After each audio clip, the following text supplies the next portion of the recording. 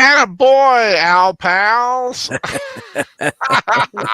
Anybody familiar with the movie knows what that's all about. Attaboy, Al pals. Hello, Al pals. Welcome to Big Al Presents. And tonight, Halloween continues with a rewatch of the classic Don Knotts comedy, The Ghost and Mr. Chicken. It's actually Don Knotts, of course, for those who aren't familiar with Don Knotts. Why not? I mean, he's a comedy icon in my book. Of course, best known for playing Deputy Barney Fife on the Andy Griffith Show, also as Mr. Furley on Three's Company, and of course, many Disney films, and a few team-ups with another icon, another favorite of mine, Tim Conway. Yeah. Might have to come out like Private Eyes was one, the Apple Dumpling Gang. A few things like that. But Ghost of Mr. Chicken, the one we're going to watch tonight, is the first one that Don Knotts did after he left the Andy Griffith Show. And it's actually kind of based on an episode they did where Andy, I think Gomer and Barney go into a haunted house after one of Opie's baseballs or something. But that kind of was the germ of the idea that Don Knotts wanted to do for a film. And so we have The Ghost of Mr. Chicken, just a fun out comedy, been a favorite of mine for years. Of course, joining me tonight to watch this is Troy Pacelli, the Klingon cleric, Carton, the Klingon cleric. Did I get that right? Carton, the Klingon cleric. Everything in Klingon is said with gusto, vigor, gusto, and boisterousness. And also joining us with the creepy doll icon again, for those who've seen it before, is Nanette of Netters Network. Welcome, Nanette. How are you doing this evening? I'm doing wonderfully. And it's just a creepy doll. She's always watching you. What's her name again? Her name? Yeah, does she have a name? I would assume she has a name. I don't think we ever named her. Did we ever name her, sweetie? I wouldn't have named her. She's your doll. So you're going to have to come up with a name. Oh, my goodness. There is an evil doll with no name. That is just ripe for a horror movie. Well, I've always just called her Pretty Girl. Pretty Girl. Yeah. Rated R. Coming to theaters this Halloween. No, it'll probably be PG-13 because that's the way Hollywood operates these days. Oh, not if I make it. Depends on who makes it. Good. I'm with you, man. There's some people out there that are making some darn fine R-rated material. If you want something that really goes absolutely nuts, so crazy the R direction, see a film called Terrifier. Let's just say a woman meets a chainsaw in a very nasty way. Ugh, okay. Sounds good. Yeah, it's a freaky film, and it's about a freaky clown and everything. Oh, it's good. I liked it. It's nice to know they're still making movies like that. It was too much for the fan man. Tells you how bad it was. I watched it, and I don't like chainsaw movies. I tried watching Chainsaw Massacre, got through about 5 minutes, and stopped. I've never seen. I was telling we were talking about that on Fan Man's channel last night. I've never seen Texas Chainsaw Massacre. I really need to, but I've never. I don't know. Nope. I tried. Just like it took me a long time to see The Exorcist. It took me a long time to get around to seeing it. Not because I didn't want to, just life just getting around rolls, and sometimes you get a little lost. Let's see who. I don't like stab them up, cut them up movies. It's like I don't mind the intrigue and the horror, like like say Freddy type of things where it's just scary. But I don't want to see chainsaws. I don't want to see somebody being gutted from stem to stern. Yeah, you like those are not for me. You like the psychological thriller, the atmospheric kind. Yeah, anything paranormal is cool. Yeah, have you guys seen Haunting at Hill House? Netflix. Is that series you were telling us about? Yes. Oh, the one with William What network is it on? No. This is the one. It's Netflix. It's The Haunting of Hill House, and it stars. Isn't it William Cat? No, it's not No, William you're Shatner. thinking of House. We did a rewatch of that. Yeah, this is a 10 episode series. Well, And now I'm gonna have to it's look it up. really good. It's on Netflix. They're about to release Haunting of Bly Manor, which actually has a few of the same stars. I kind of like that. It's like That whole anthology thing. It's like a whole different story, and they play different characters, but it's like a few, it's just familiar people, so you already know them. But this one's based on The Turning of the Screw, and the other one was based on The Haunting of Hill House. Of course, different from the book, but still, good scares, good creepy factor, good, what's going to happen, what's going on, keeps you to the very end. Definitely suggest it. But yes, tonight, first that I know of, I don't know if anybody commented first, but the first one I saw was Melissa Harris. So congratulations on being number one. Aged Boomer came in second, and Shannon Zeal came in third. He showed. You know what they call it, a horse race? When you show, it's third or something like that. Yeah, we've got Sir Right, Torin win, place, show. Yeah, win, place, show. We got Sir Torin Clegane, of course. Netter and Troy got in there. Okay, Melissa. No, but hey, that's all so far. Let's. Wow. If you've joined us, say something so I know you're here. Hit that thumbs up. Even if you don't like it, or if you don't, hit the thumbs down, whatever. In actuality, you have more thumbs up than there are people people here watching, so that's good. I know, that's awesome. Like I said, that's why we kind of vamp for about 10-15. Get people a chance to kind of realize the program is starting. Hopefully everyone's hit the bell, so when I do go on, people are aware of it, which isn't that often. Usually every other week. I'm working on trying to I've got a couple things in my mind. Not quite sure how it's going to play out. Still want to do an afternoon with Al one day in the next week or two. I haven't done one of those. I really want to. Just life's like really weird, like I said, with everything that happened to my mom, and now I had an uncle pass this week, which kind of like I said, it's just been a very bad few months in the family with things going down. But hopefully, like I said, hopefully tonight I'm gonna watch a good movie. Ha ha Halloween. I try to pick, some fun movies, get a little humor going.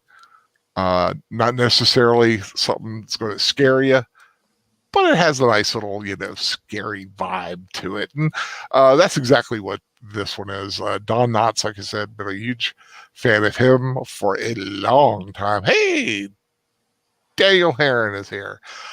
Is this a scary movie? Not depends on your definition. Depends on your definition, and if you're Don Knotts, it's scary.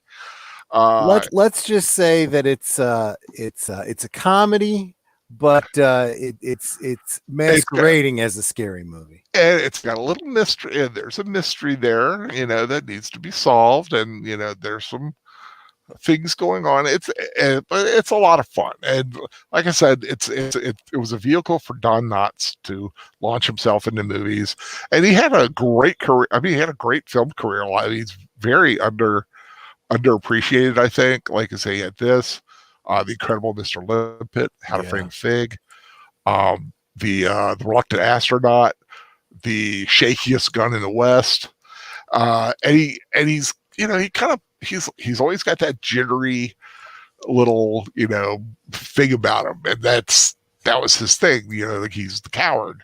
Yeah. He pin drops, he gets scared. But and he plays it so well.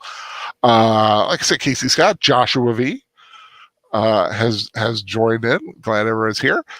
The movie is from Universal, and I'm not sure what copy everybody's got. Mine goes right to a Universal logo, the more modern one, and so technically you could kind of start it at the 00. It's right before the Universal shows. There's a little twinkly sound as it's going in, so anywhere between the 1 and 2 second mark. 0 to 2 is fine. So that's where we're going to start. Not an easy film. I know it's not an easy film to find out there, unless you say all the high seas. But YouTube has it for rental, I think, and I'm sure it's out there for a rental. I actually own a copy, but I've just got an MP4 of it tonight that I'm going to be watching. But like I said, it's a good laugh.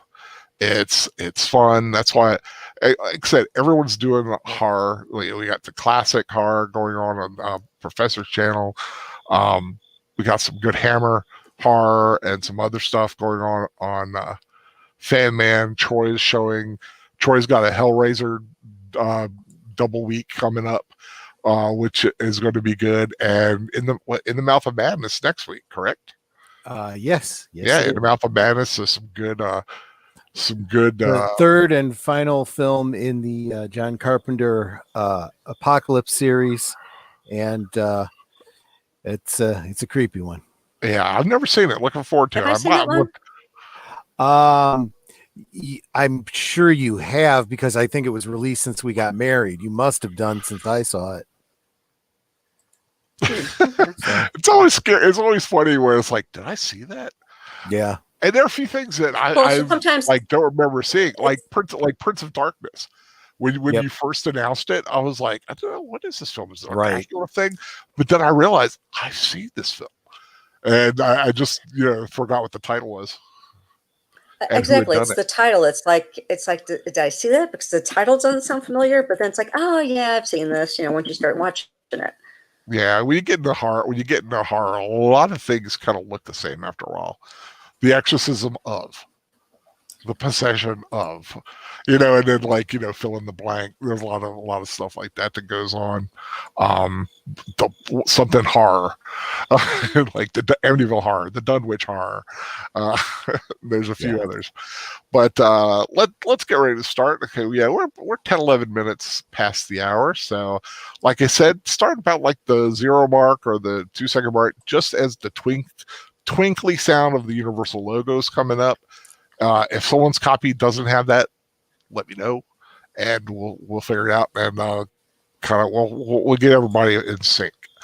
If everybody's watching, I know some people just like to listen, which is fine. But I'm going to start with the traditional 3, 2, 1.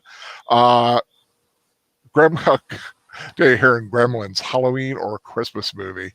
Yes, it is. Yeah, it's good for both. I don't know. Valentine's Day.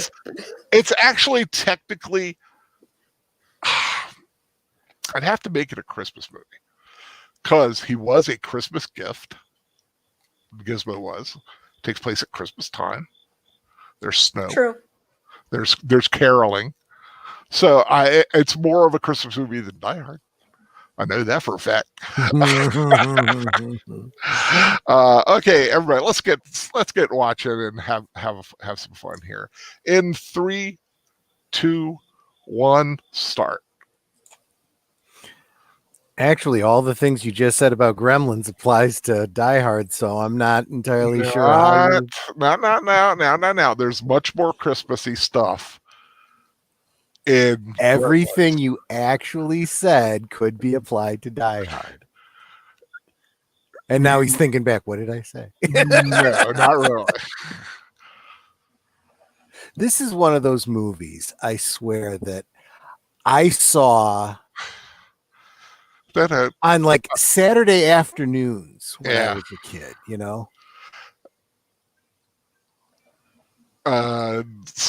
Joan Staley, a former Playboy centerfold, plays his love interest.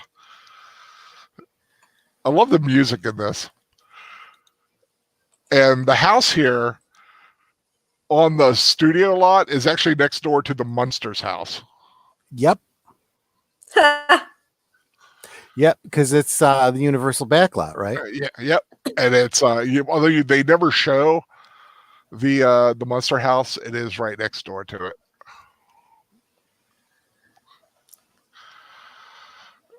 And so these houses all appeared in like a number of TV shows, I'm sure. Yeah. And the town drunk here, of course, if anybody is a fan of the Andy Griffith Show, played by the same guy as That's Otis? That's Otis. Huh. There are a few people from that were on the Andy Griffith Show show up in this. It almost makes you wonder if it was intended to be like a spin-off from Andy Griffith. Like I said, it kind of grew out of an episode. Yeah. Makeup by Bud Westmore.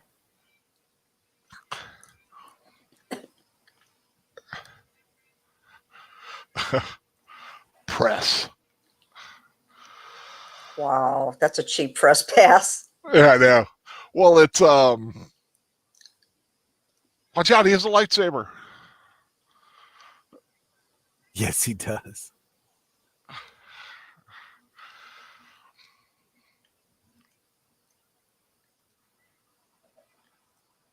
I love Don Knotts' physicality. He's like a chihuahua. Yes. Yeah. He's always shaking, you know, he's like always on that edge of like insanity. Bam.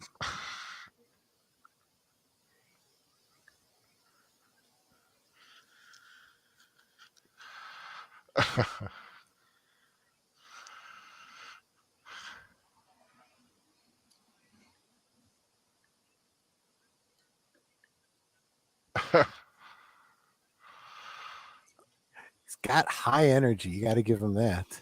Yeah, he always knocked it up a couple notches. Is that an Edsel? That is an Edsel, done completely on purpose. Of course, when they did this, what 66, I believe, the Edsel was a failed car. Mm-hmm. It was meant to be like the next big thing for Ford, but it just was total lemon. But they picked it for him to increase his appeal as the lovable loser.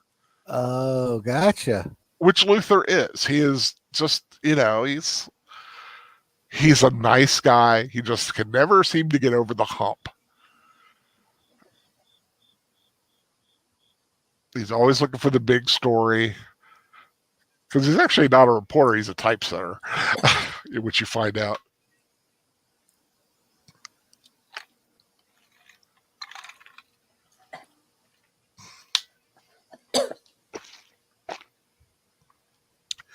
Dick Sargent, of course, the second Darren from Bewitched. I actually thought he was a better Darren. I always liked him. It always made more sense that someone as hot as Elizabeth Montgomery would marry him because he was kind of more handsome, whereas Dick York, I mean, nothing from the man, just didn't look like she'd really be into him. Well, my thing was, this Darren always seemed so calm, whereas the first husband seemed like Don Knotts, who was always kind of nervous. Very much. He was a lot more skittish than Dick Sargent was.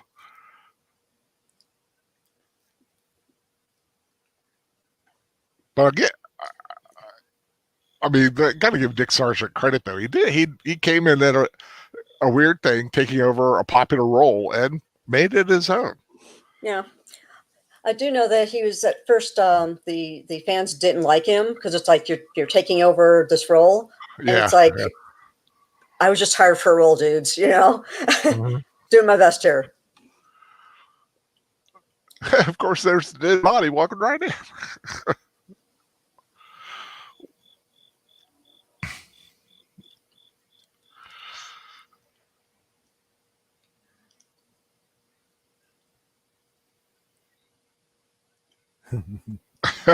He's always in the tank. It's just one of the great drunk actors. Yeah. If anybody remembers Foster Brooks, very similar. Foster Brooks made a total career out of playing the drunk. That was always his thing.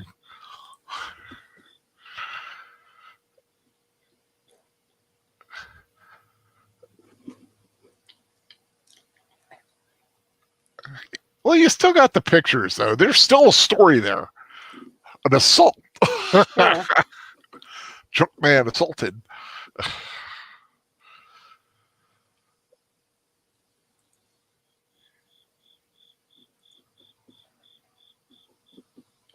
It sets up the the man who cried wolf kind of thing.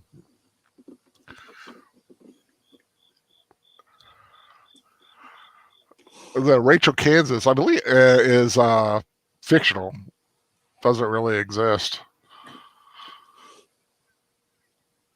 The thing is, he did see him hit over the head and was unconscious on the ground. There's a story there. I mean, it's just not a murder, but like I said, you got It's to agree. assault. Yeah, it's assault. I always like it when he pulls out the karate hands. Yeah. Chop, chop. They're lethal weapons.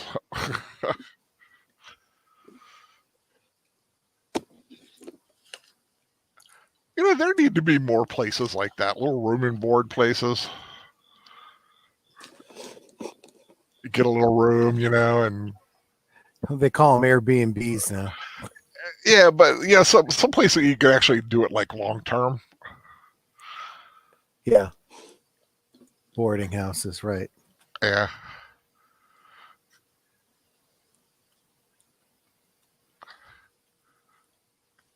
Because it'd be nice to have your little your room, but you come down, you got a little place where you can relax, get a little food.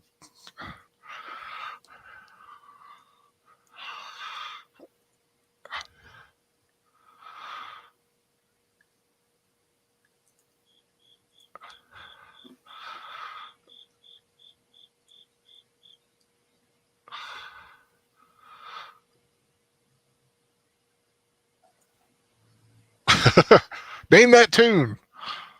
How many people get that reference? I can name that in 3 notes.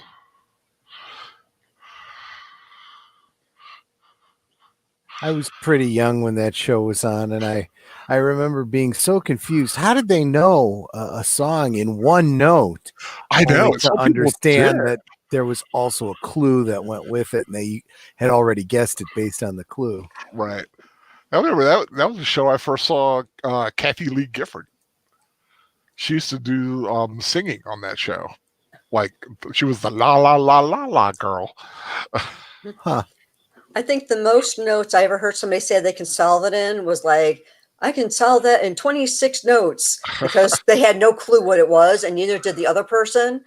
But the other person was really cautious and said, I can do it in 20 notes. Yeah. But like I said, they had no idea what it was. And I think they finally got down to 10 notes, and it was just something like they just guessed off the top of their hat and got it. And it was like, what, that was right?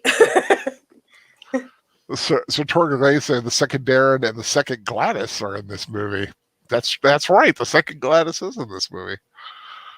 So not only was it a lot of Andy Griffith people, but a lot of Bewitched people. Yeah, a lot of sitcom people. Like I said, it was a vehicle for Don Knotts, who was basically a sitcom actor. And it was just, Universal had its little pool of talent, and he had friends, and a lot of them were just kind of, get involved in it.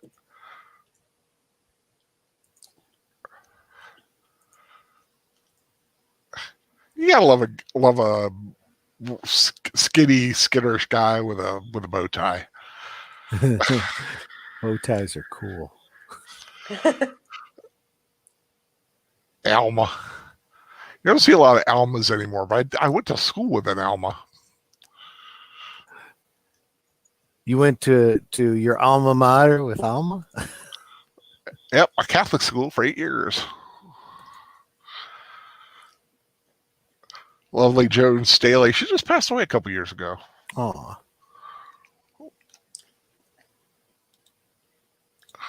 I remember it was kind of a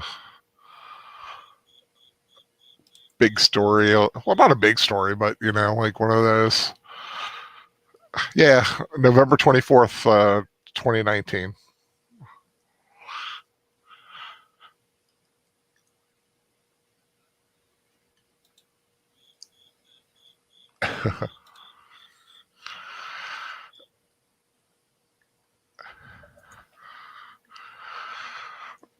You got the guy. The guy plays Ollie. I can't remember his name, but he plays a great that foil. You know, the Skip Homeyer.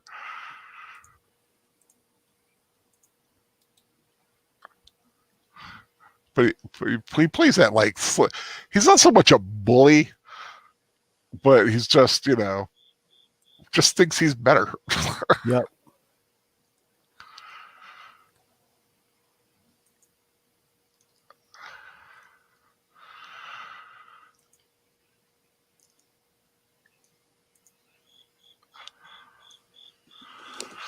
And do you recognize him as a Star Trek fan? The guy in the black suit or the guy in the gray suit? The guy who played Ollie. I'm not placing him. Although he's got one of those faces. I know I've seen him in a whole bunch of things, so I'm not making a direct connection to Star Trek. That's true. He was in 2 Star Trek episodes as 2 very major characters. I'll give him to you now. Well, I'll tell you when we get back to him. And of course, he wants the place ripped down.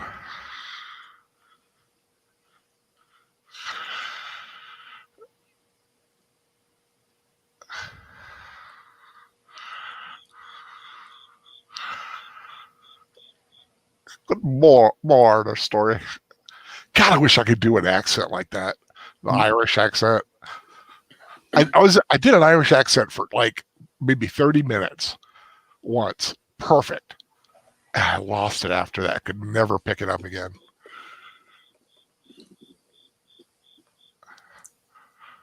Well, I have some relatives in England that are Irish, and others are Scottish. My Scottish accent is so much better than my Irish.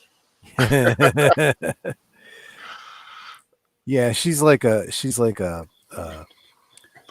sponge when it comes to accents. If she hears someone speaking an accent, give her long enough and it'll just start flowing. Well, especially when it's my mother's. Yeah. I mean, my mother was born and raised in Lancashire, England, so the accent comes out naturally. Yep. Like the little chop chop. No, but the guy who plays Ollie played in Patterns of Force. He was Melicon, the guy behind the guy who wanted to be the Fuhrer, basically. Yeah. And he was Dr. Severin in The Way to Eden. Oh, right. The ears. Yep. The ears and the bald head. The hippy dippy episode. Yep.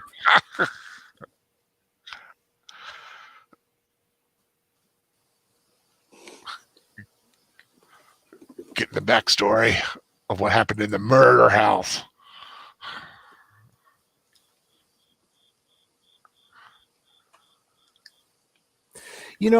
Come to think of it, I wish that they had done a live version of the Legend of Sleepy Hollow. He would have made a great Ichabod Crane. Yeah, he would have. Yeah, right. I could definitely see him as an Ichabod Crane, like a good old like a Disney-fied version. Yeah, exactly. I mean, I'll give that Johnny Depp. I'll give him a lot of credit for playing the role, but I can see someone like Don Knotts doing that. Yep. I remember the version. Absolutely. One version I saw had Rene Auberjonois did it. Oh, okay. Yeah. And that was pretty good too.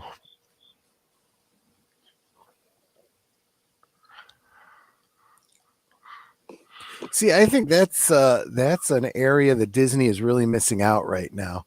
They used to do these great Halloween, bits that were kid friendly, not real scary. They could be doing movies like that like crazy.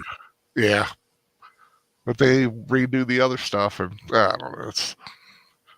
They have a lot of stuff that just like in their back library, like the ones that they don't show a lot that could be redone. I was thinking of like Blackbeard's Ghost.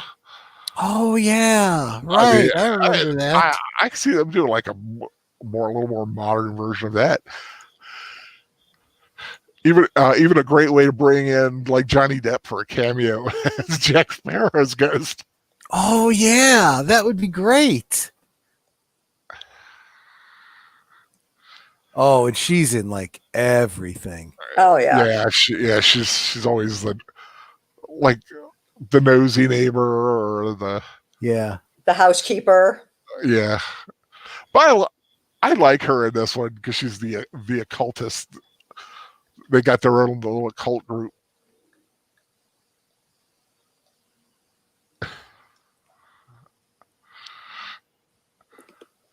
I got ghosts in my house or spirits. It's Yeah, like I they're know, and they friendly, don't pay rent or nothing. but they're friendly. My cat Mischief, every once in a while, I'll feel him jump on the bed and walk across, or I'll hear a meow. So he's still around somewhere sometimes.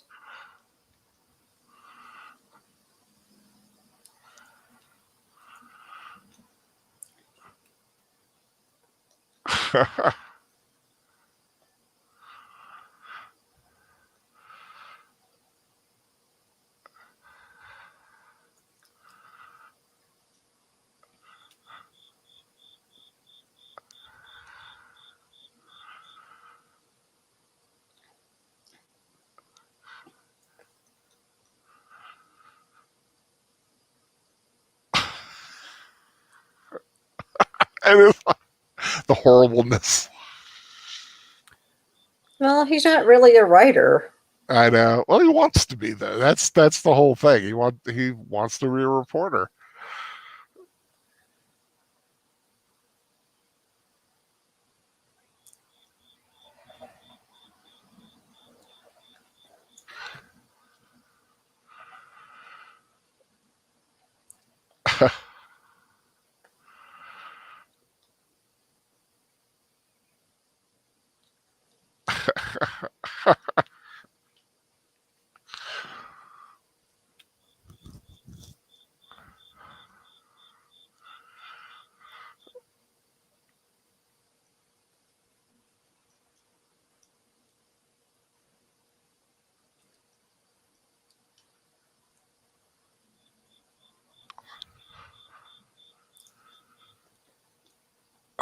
Dreams come true.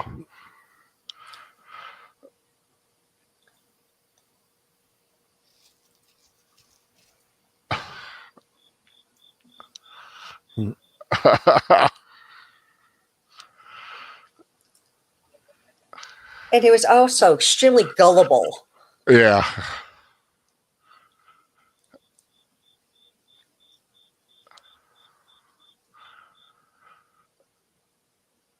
I'll do it. I think it'd be fun.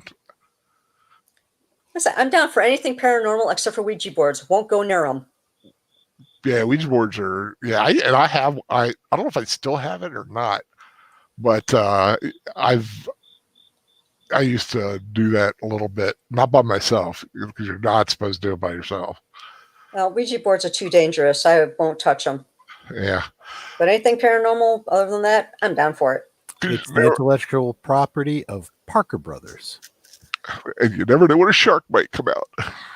Oh gosh, right? I won't go near Ouija boards. You're afraid of spirits? No, I'm afraid of sharks. Sharks.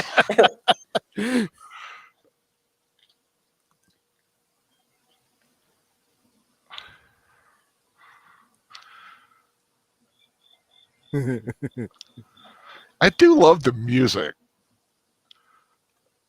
because it's not it's comedic, but it does have that creepy element. See, I love that house too. Yeah, it's I love the lines of it. I would love to have a house like that.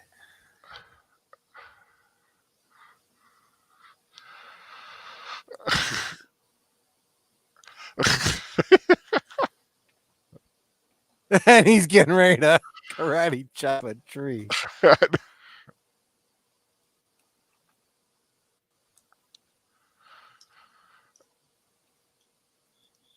See, here's where here's where you see that Chihuahuaness come out.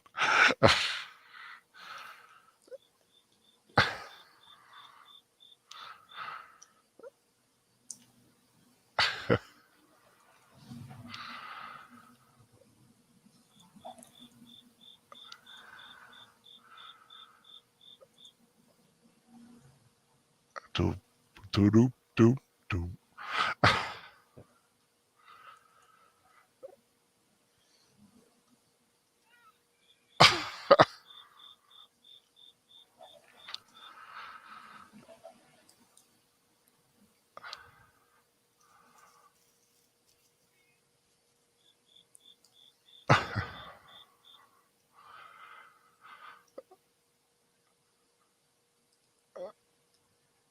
Do they ever say what time of year? I wonder what time of year this happens.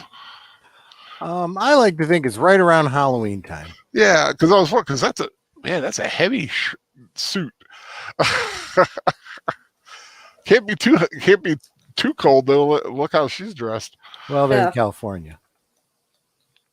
But you know it's a wool suit. Yeah.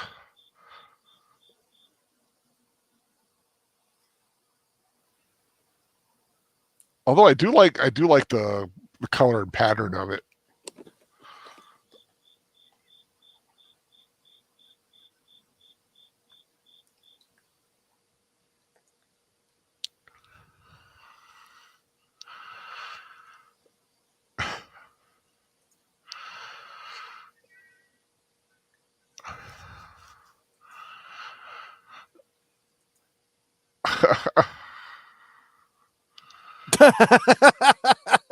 And he's like, okay. Good for you, mate. Look at that, 45 cents.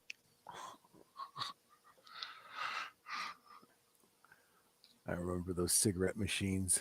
Oh, yeah. Oh God, yeah. I remember when they had the candy machines like that too. You put the money in and you pull that little. Yep. Everything now, there's. Oh, but I hate the little things with the screw rotating ones. Yeah.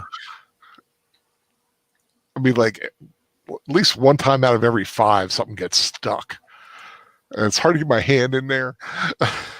We had one of those at the nursing home.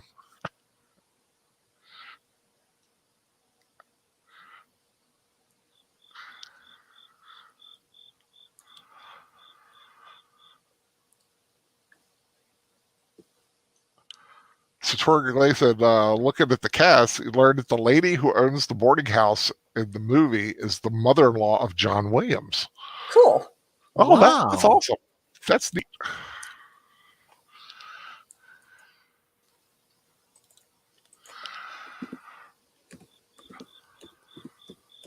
I wonder if she ever said, "Yeah, that husband of yours, he's never going to amount to anything. He's a musician."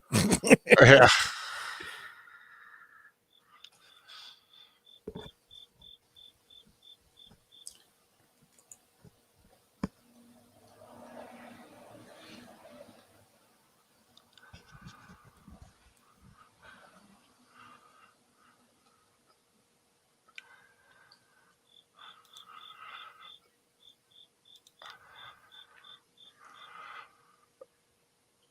That guy could not take a hint. Right. Exactly. Well, it was Now his table there's first. a hat. Huh? Oh, the blue one? Yeah. Looks like a blue flower pot. Oh, where? What? Well, we're past it now, but when they were Oh, giving us the long shot, the woman sitting behind the dude sitting across from her had this blue hat on. Looks like, yeah, you can just see the edge of it there. Oh, okay. Yeah, okay. Yeah, I see it. Oh my God, you're right. It does look like a flower pot. Right?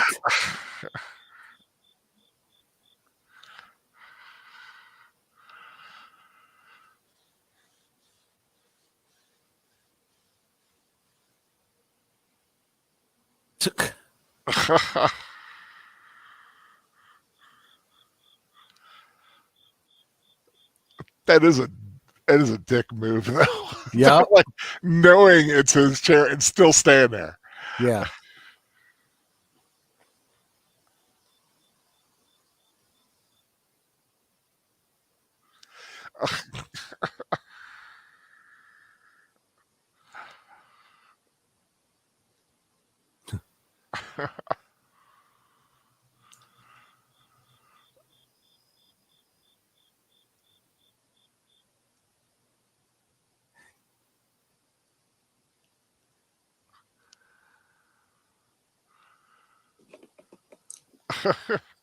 He acting like he's going to die.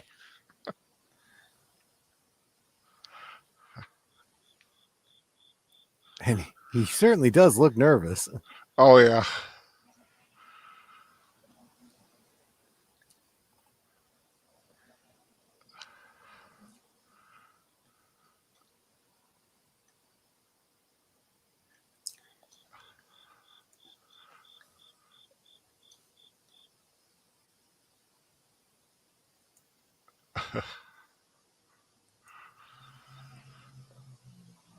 Yes, it does.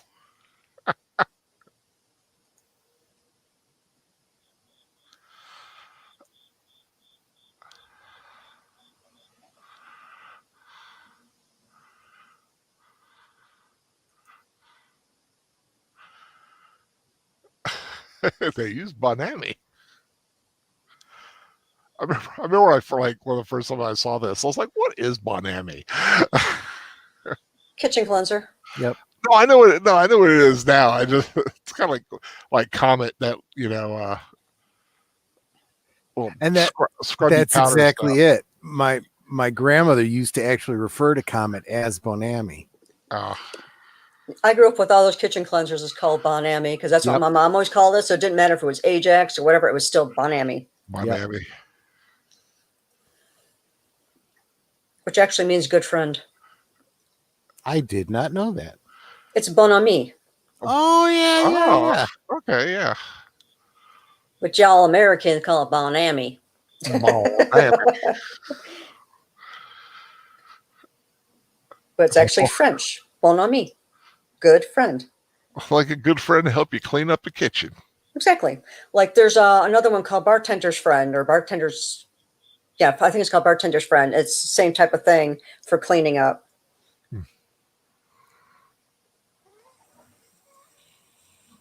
It's like he's not dying.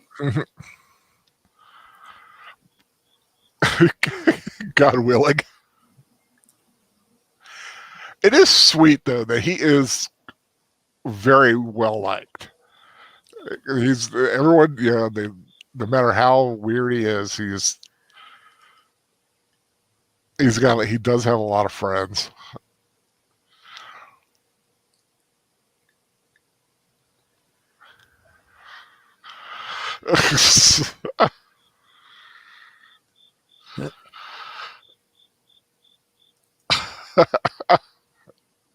You're a dick.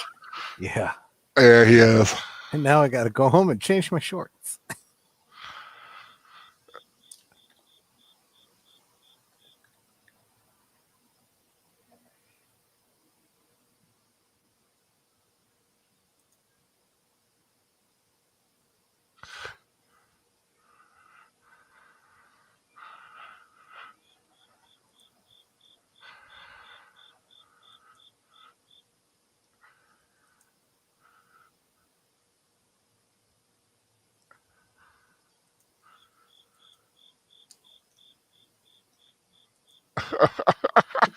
But isn't he trespassing because it was bought by somebody?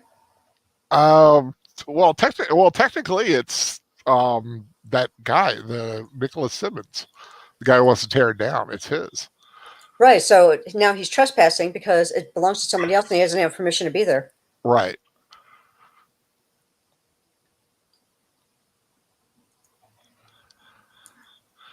Or was there some? Is there like some kind of weird, like the bank owns it or something? The bank owned it. They sold it to that other fellow who's like, this is my property. So right Yeah. now, Don Knotts is trespassing. But the door's open. Big deal. I know.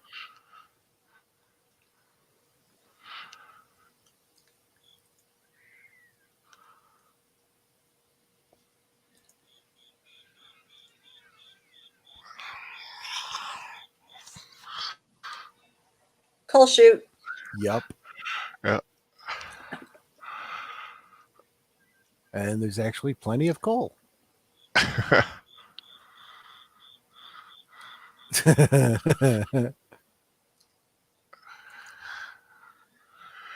Man, imagine having to use coal to heat everything. Yup.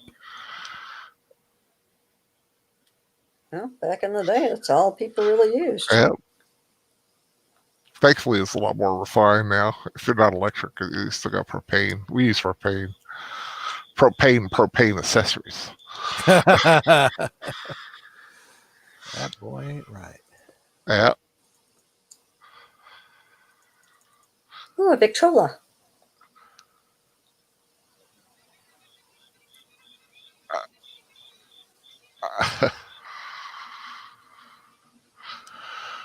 Which means somebody left it cranked. Which is a good way to wear it down. Yeah. And the song is Happy Hind by J. Broadwell Lampy or something like that. So, Well, a sped up version of it anyway. sped up version of it.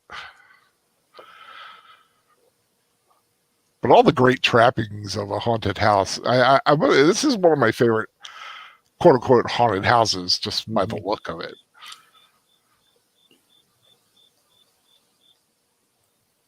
And all the cobwebs and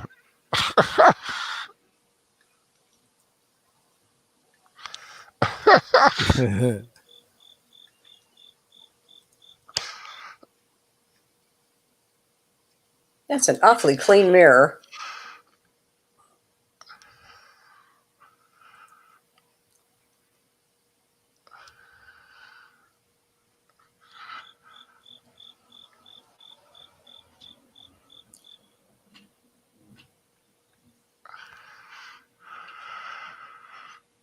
great use of the Castle Thunder sound effect.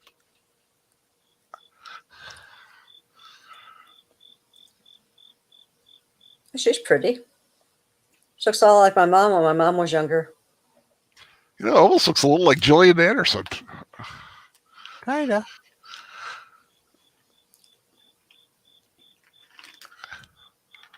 That'd be high praise from me. That's true. The actor Nicholas Simmons' actor was married to Vivian Vance. Huh. Something that he knew that Sartori Gregay knew before the movie. Heard he treated her terribly. Oh, that's sad. That's a mannequin? Excuse me. Bless you. Or, you know. You just killed a mannequin. Those cloth ones like that are expensive.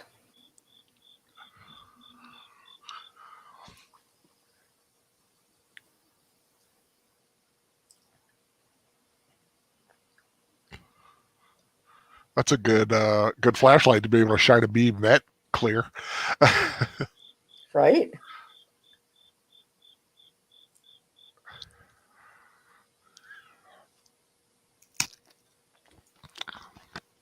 If you hear a little crunching, it's going to be me crunching on a pretzel. Doesn't bother me in the slightest. Sure show, dude. That's right.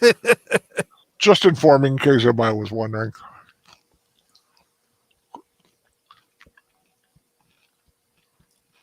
So now he's doing what I would do. It's like, I don't know the condition of the house or what the bedrooms are like. I wouldn't want to sleep in something that might be bug infested. So Right. couch. I'd put my bag on the couch. Yep. I'm sure. And I look at that and I wonder, what books are on that shelf? Those look like encyclopedias or dictionaries. We Still used to have a set like that. Yeah. Oh, I love old books. Oh, I do too.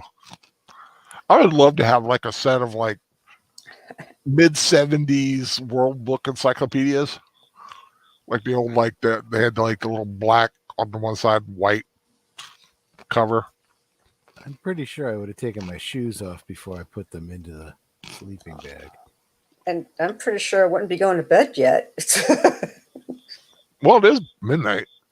True.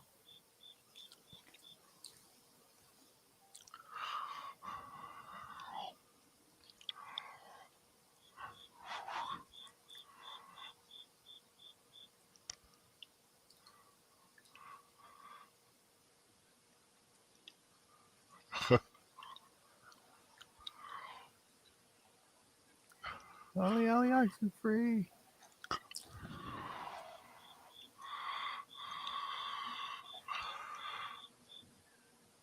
That's a great ghostly cackle.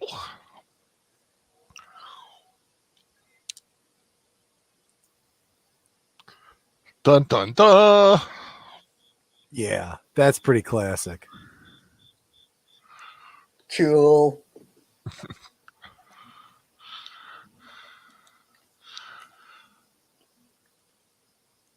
I wish we had a secret stairway or something like that in our house. Yeah, that would be kind of cool. We would need a bigger house, though. I mean, we have a little Ranch. with Yeah. a basement. Where would the stairs go? To the other side of the basement. Yeah, basically.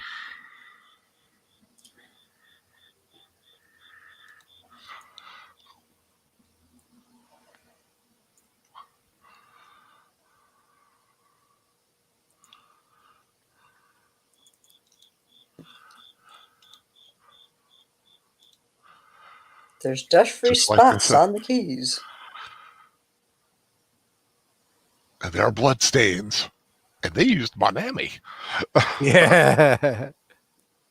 It's an organ.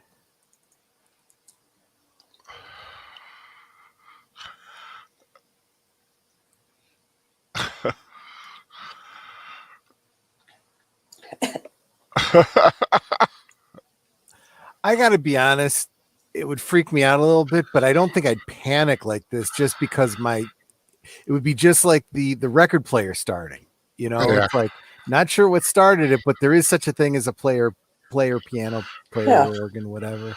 So Gardy Shears and blood. There he goes.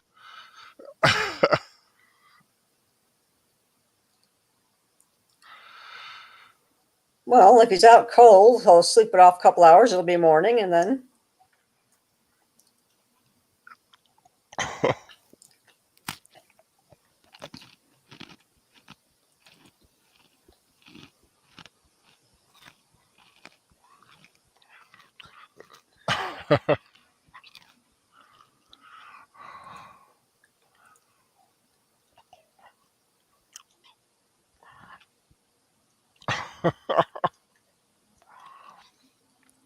It's like an English teacher, like correcting your paper.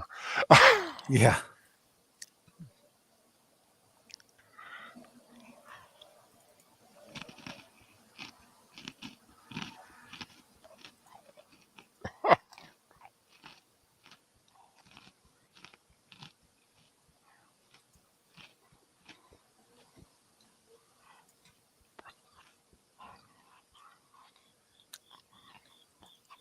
That old guy was in a lot of stuff too back then. Yeah. And he always looked old. Uh-huh.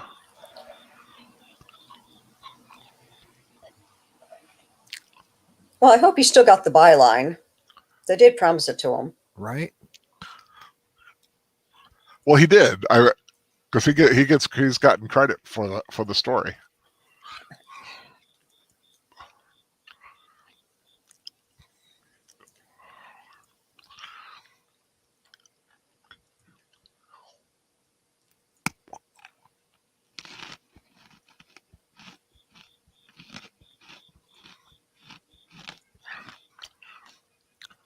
Second Occult Society of Rachel.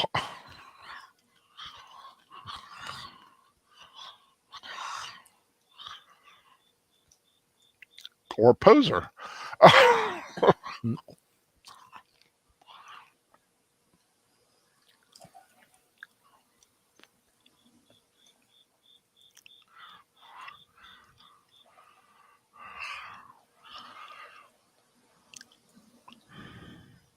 The communists.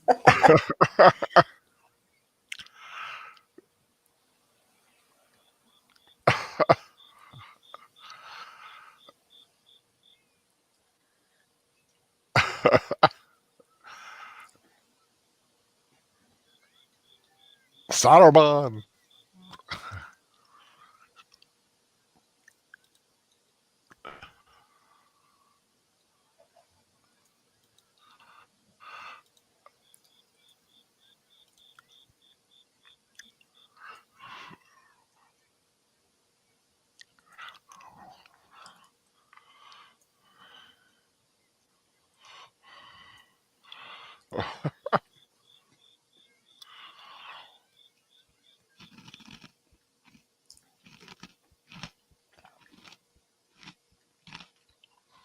You know who wears the pants in that family.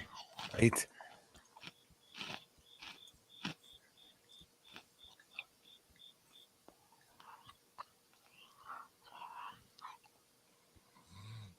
We also have to go out of town for manifestations.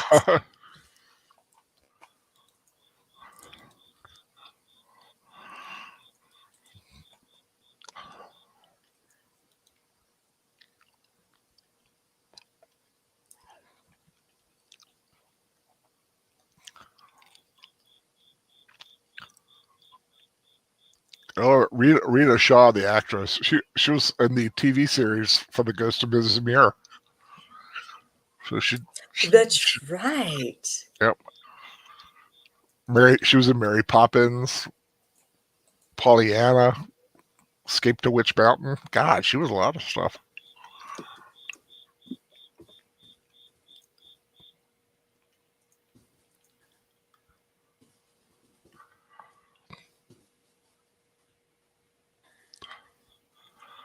Oh wow, she was even in an episode of Lost in Space.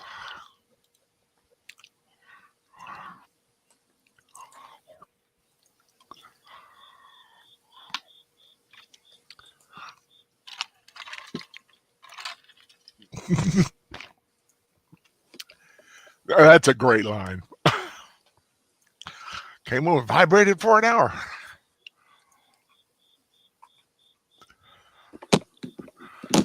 Like a chihuahua. Yeah. Agent Boomer is in the house. Hey, How you doing, sir?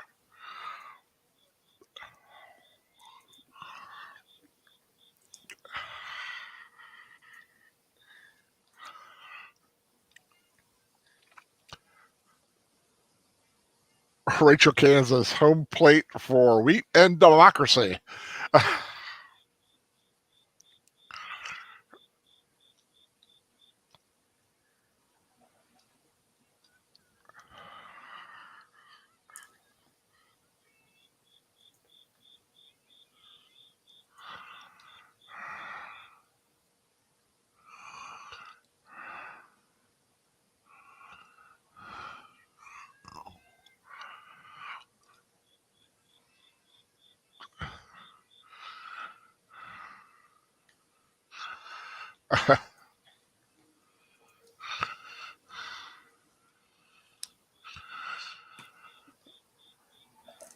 It's also one of those movies where it's like he finally gets to be happy about something and someone's got to tear it down, you know? Right. Yeah.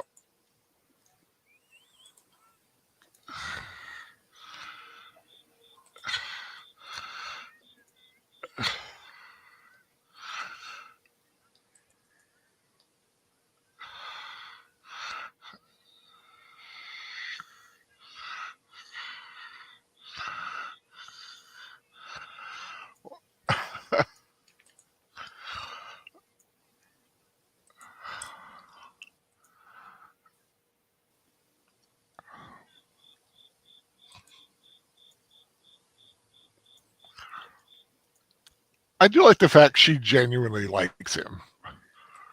Yeah. It doesn't have to like come up later, you know. So she's liked him from the beginning.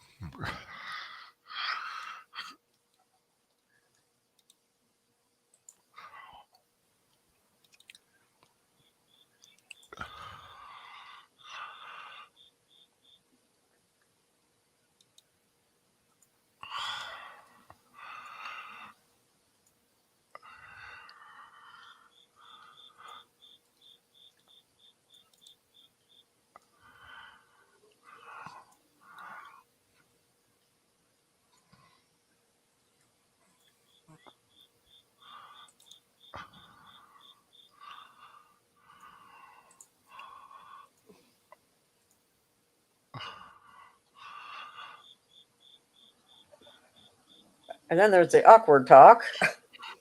Right. Yeah, he's not exactly a Casanova.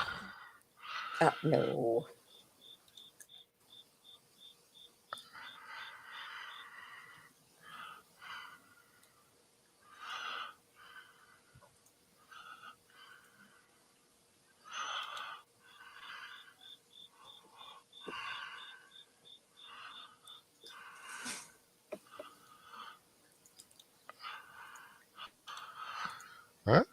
Kind of.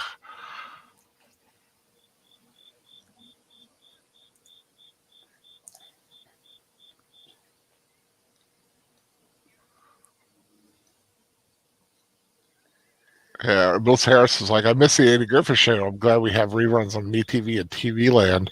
Yeah. You know, the big Andy Griffith fan is the Fan Man. He loves that show.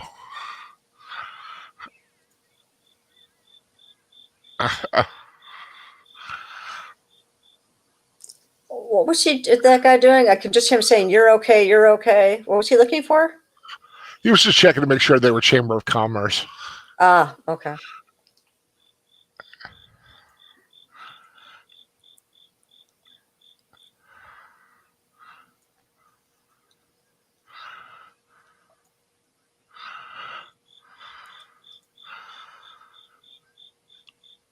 He's in a lot of stuff too. Yeah, I was like going, he's familiar. He's played bankers, executives.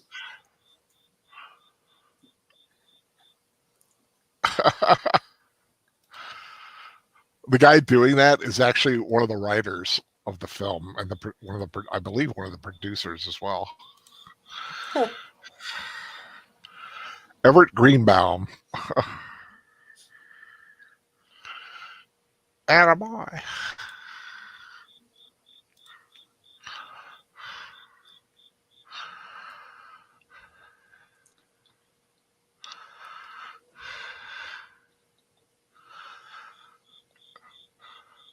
I love a good barbecue or a cookout. Man, I could use some hot dogs and hamburgers right about now. I know exactly what you mean. Oh, man. Okay, now you're making me hungry, so I'm going to go grab a chocolate chip cookie that I made yesterday. I will be right back.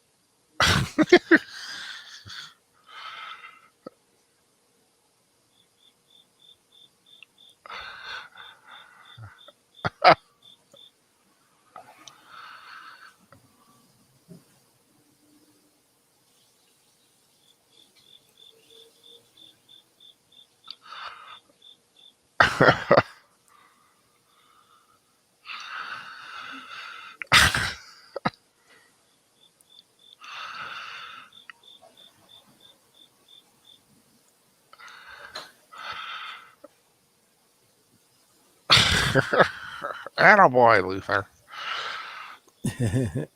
That'd be a great T-shirt. Just Don Right? Moss would have a little Attaboy Luther like across it. Aw, thank you. She ran down and brought me some cookies. Oh, isn't that sweet?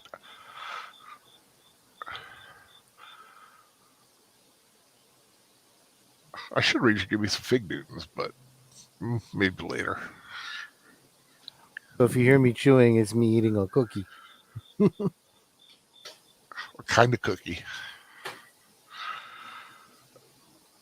I like how he keeps on, let me clarify this. And let me clarify this.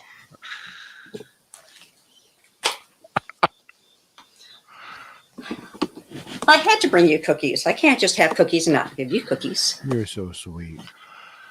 Well, it's not like Al can share his pretzels. True. Asian Boomer's asking if there's a Nathan's in my area. Not a hot dog stand, but that's the brand of hot dog I do prefer, Nathan's.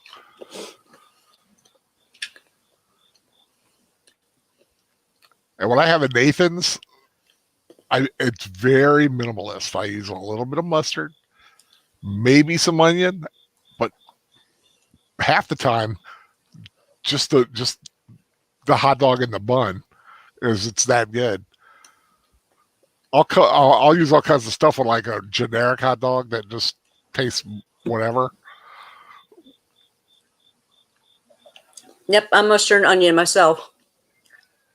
That mustard and onion tops, never ketchup. No, ketchup is a sin. Yes, should be punishable by death in Chicago. Exactly. It pretty much is. A lot of hot dog stands out here will have. I kept this sign with the with the circle and the line through it that says no ketchup. Yeah. Because like, nope.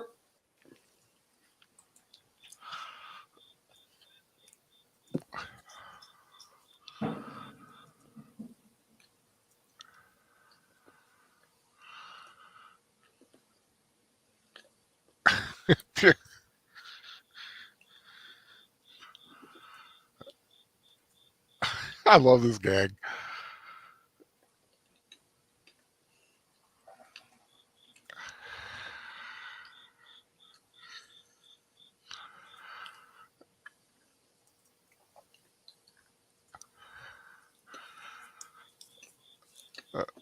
Do they even have elevator operators anymore? So. You'd be hard pressed to find a building that has an elevator that requires someone to operate it.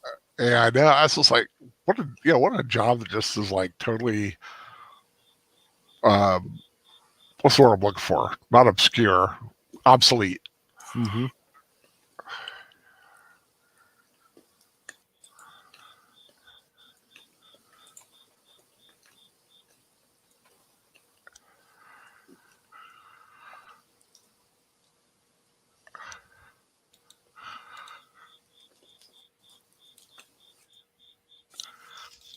Charles Lane, that's another one who was in a lot of stuff.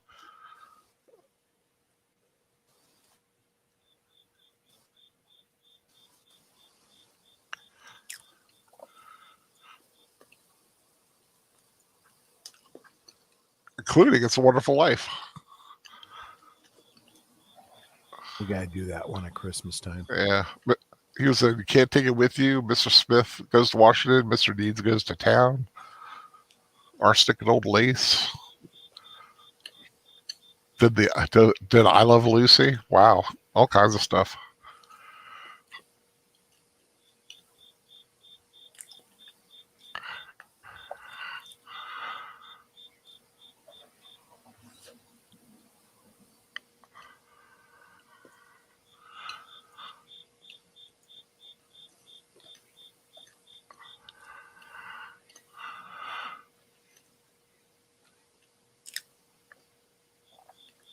Since he's planning on tearing down the house anyway, what difference does it make to him whether the house is haunted?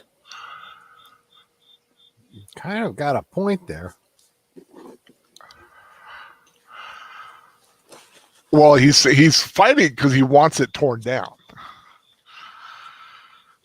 And he's thinking if it's haunted, then, like I said, the little Miss 51% has a little sway. So if they discredit him, he'll get his way.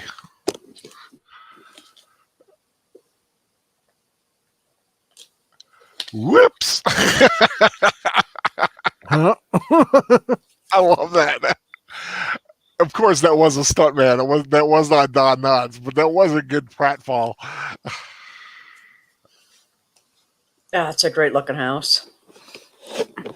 They just don't build houses like they used to. Like stone and, great angles. And Yeah.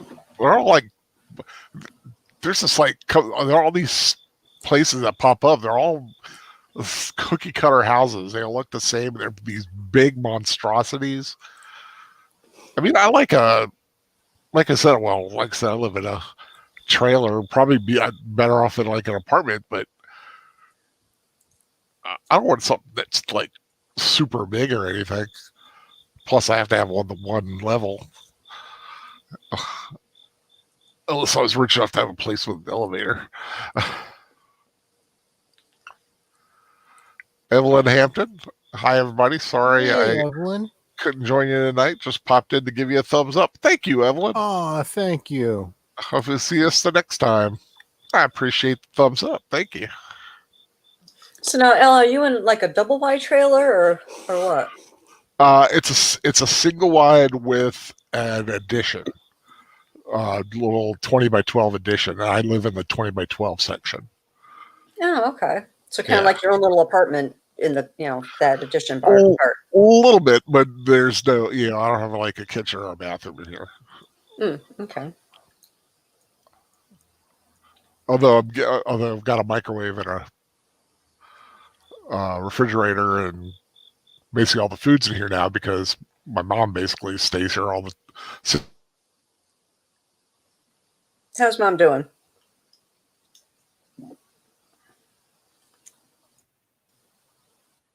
Did we lose Al? Hello, Al? I thought I got think we lost, lost so Al. I went back to StreamYard to make sure that I was still here. Yeah, me too. Oh. I'm not hearing any then. Al. I mean, unless Al. we were both lost and Al's talking and everyone else can hear us. I don't know. Okay. Can anyone hear Al? Say aye. Can anyone hear us? Yeah, somebody in the chat, let us know what's going on with the sound and what you're hearing, what you're seeing. Nope, we lost Al. Definitely did lose Al. He just zooped out.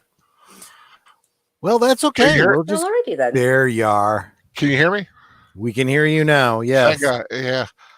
It's just a little stream dropout. Yeah. I just removed myself a couple of times and came back in and finally. It happens to the best of us. Absolutely, Yeah. We understand.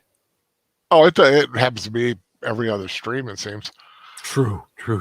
But it's becoming a little easier to deal with because it used to be I'd freak and just like restart the whole page, but now if you just remove yourself from the stream and then put yourself back in, sometimes that kind of kicks in. Mozart's like the ghost of Mr. Chicken got out. Yeah, right. Well, where did I drop out at? Sweet. Was I talking about where my room? Right. You said in addition you have a refrigerator and a microwave, and then you said and your mom's in the other side, and then you cut out right there. Yeah. Well, there wasn't really much after that, actually. Yeah, she has her bedroom and everything, but because the kitchen's kind of iffy right now. There's some structural issues that.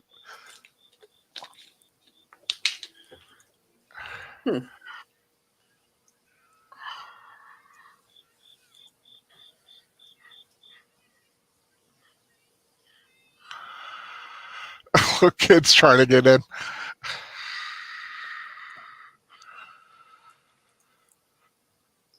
I never knew why the Edsel did not do well.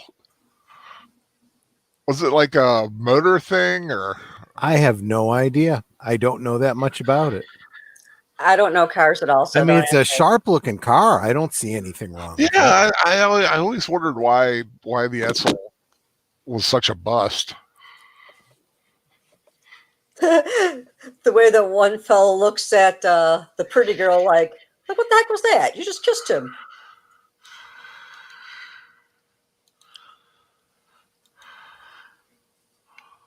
Yeah, Ollie. Slam on Ollie. Got a little salt there on your shoulder, dude. Yeah.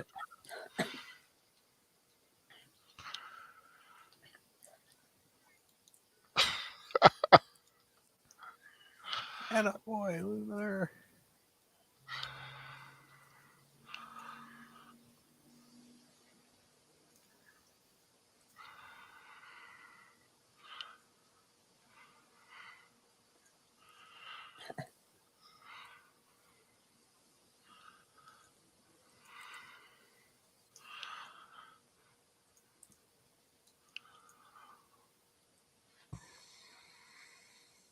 Now I'm wondering who that guy that was sitting down is. Because he stopped and looked at him. He doesn't look happy.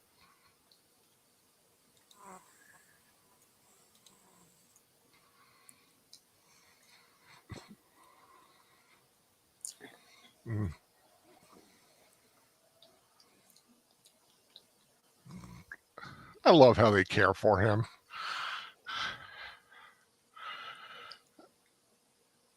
Well, he's a nice guy, you know? Yeah. But I just think it's sweet that he's got these little ladies like looking after him.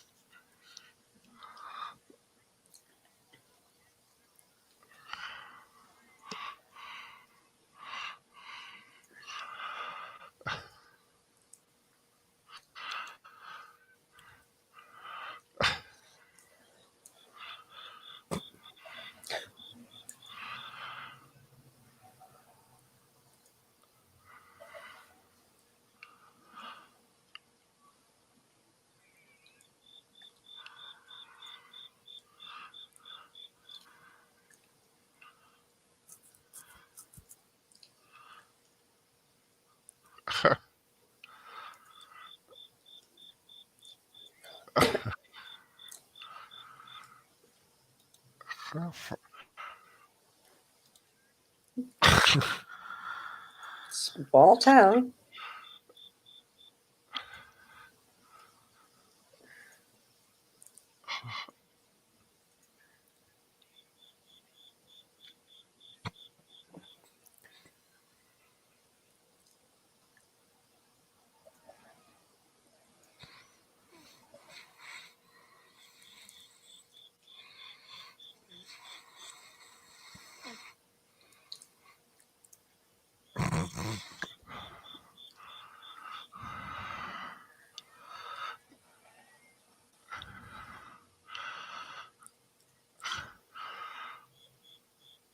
Ellen Corey from the Waltons. He's not allowed to call witnesses yet. The other lawyer's got to do his opening statement. Then they can call witnesses.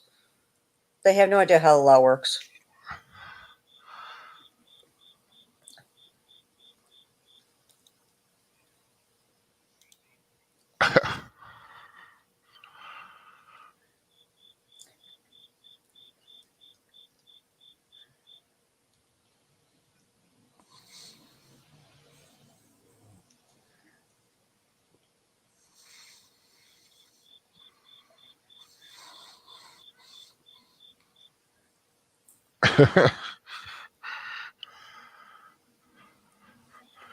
That's funny because she kind of reminds me of my third grade teacher, Sister Marie.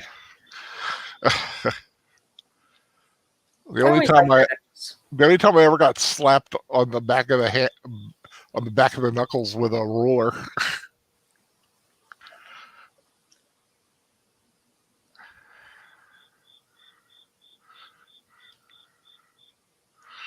What's that got to do with anything?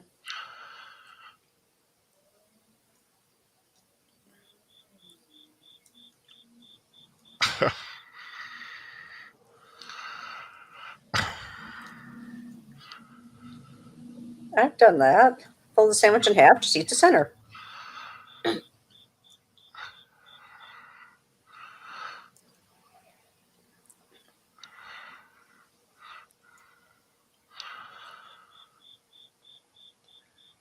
Yeah, isn't she the one from It's a Wonderful Life who comes in and wants a very specific dollar value when she goes No, into that's the not bank? her. That's not her. No, she's the Waltons. Grandma Walton.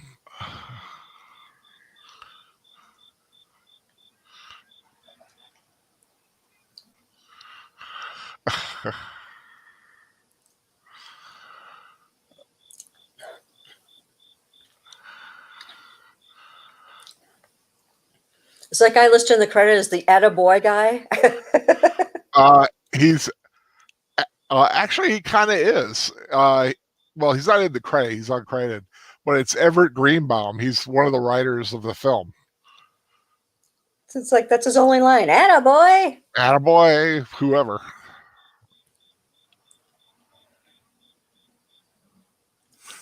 Can you hear us? Can you hear us, Agent Boomer? Can somebody hear us? I hear us. Because Agent Boomer says we've gone silent. It happens sometimes. Melissa, anybody else? Can you guys hear us? Say aye, say nay. First, Agent Boomer said he couldn't hear L. Yeah. Then he said he can't hear anybody.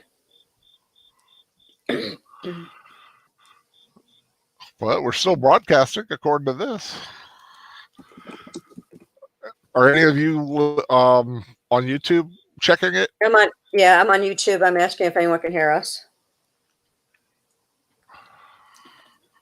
Okay, Melissa said she can hear us. Okay, and Torrance said he can hear everyone. Okay, good. Yeah, maybe it's Agent Boomer. Or maybe it was just a momentary glitch. Cool. Thanks, guys. Thank you.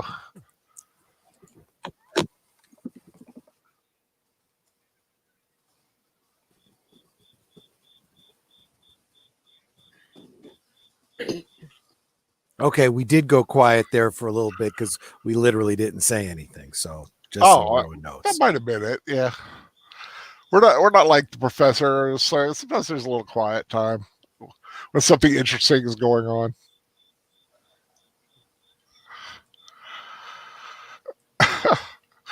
Getting those old ladies excited. Woo!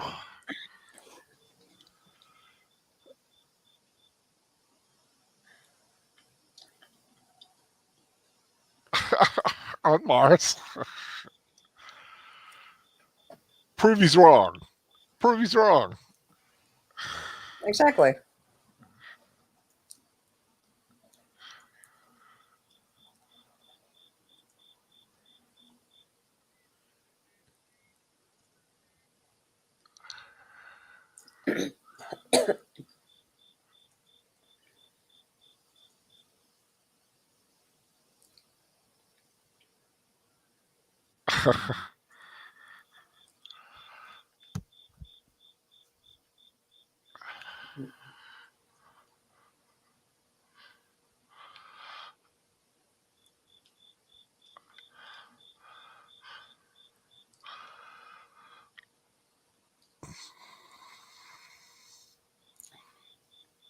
His suit looks like it's like a size too large for him. Mm-hmm.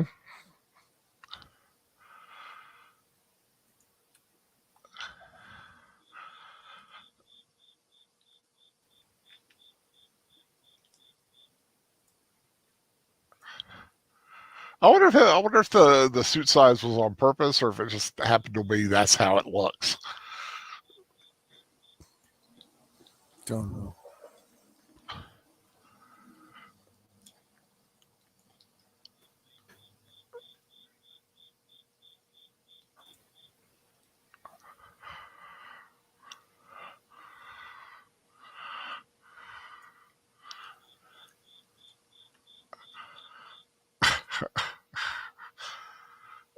So eloquent.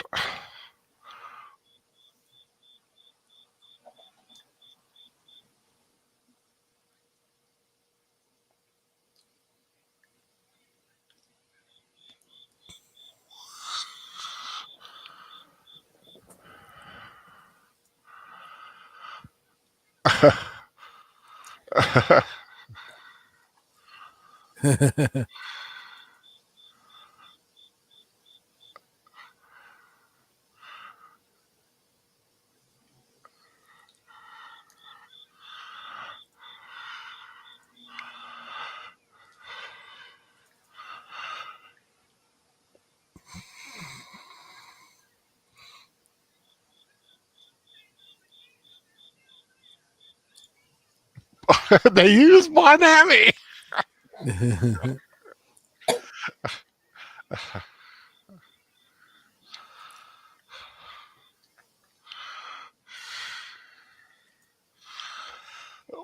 Oh, there she goes.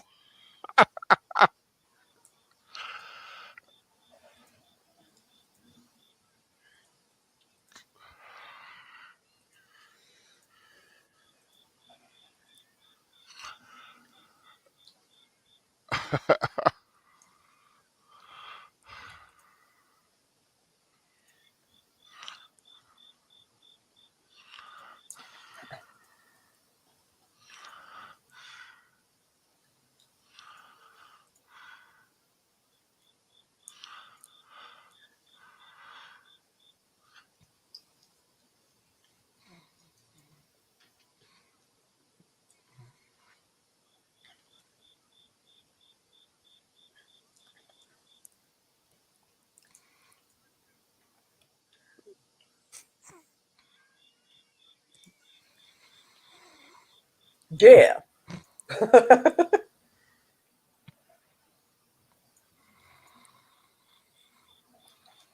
I like it. Nobody drives. They just all walk down the street. Right. Small town.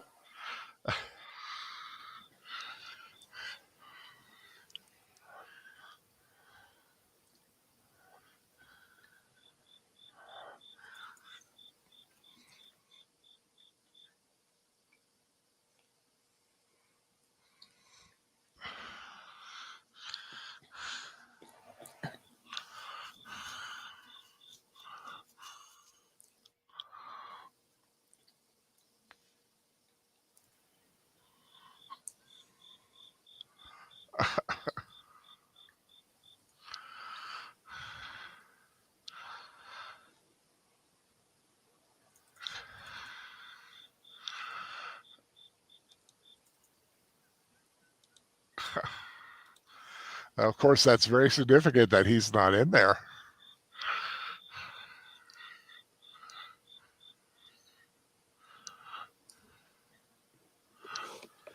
It's been a long time since I've seen this movie. Wasn't he the one who set up all the noises and stuff? It's a little bit of a spoiler, but yeah, he's. It's a rewatch. There should be no spoilers. Well, yeah, it's spoilers for a 50-year-old movie. Wow, 54 actually. Well, but yeah, remember the other guy? He was the gardener at the house at the time when the murder occurred.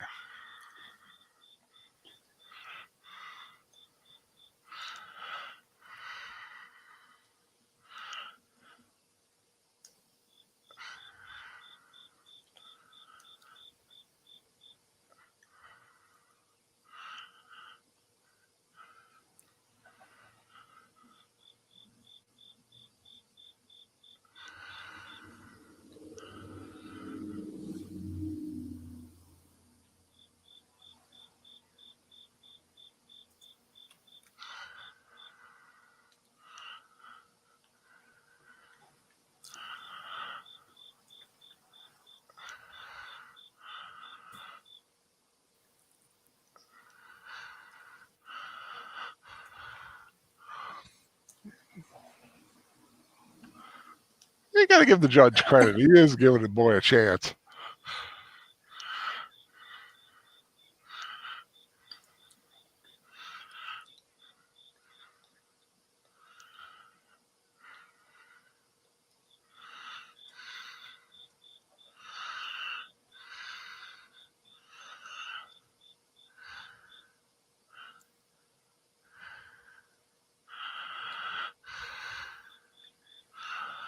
okay, so one minor thing that I've never understood all these years. Did he just by chance happen to hit the right spot the first time, or did the guy that was behind this open that intentionally? I think the guy to lead him upstairs to see exactly. Okay. Yeah, he was doing all the stuff, which actually makes a lot more sense then. Right. Yeah. Well, he explains it at the end why he did it. Yeah. And I have to imagine that those that cover that stuck there was not intentional, just a bit of serendipity. Yeah, I think it just kind of happened that way. Yeah.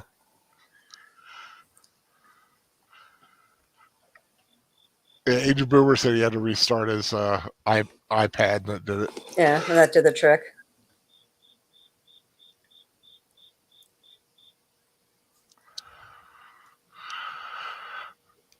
Cowards all. Yeah, let me at him. I'll even go first.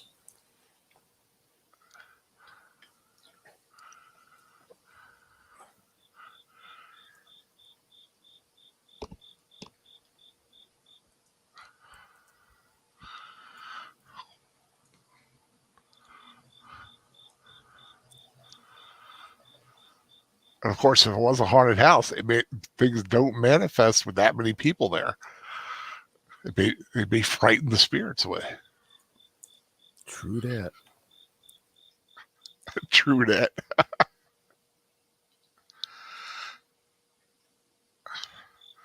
And they use wannabe.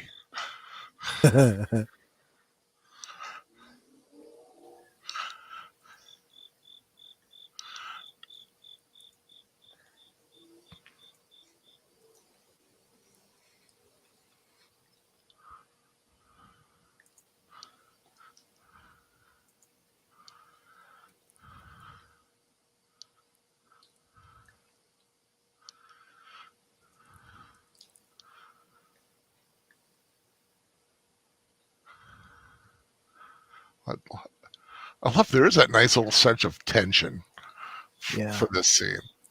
But there's also that element of there's too many people here, so it's completely safe, and therefore nothing scary is going to happen. Yeah.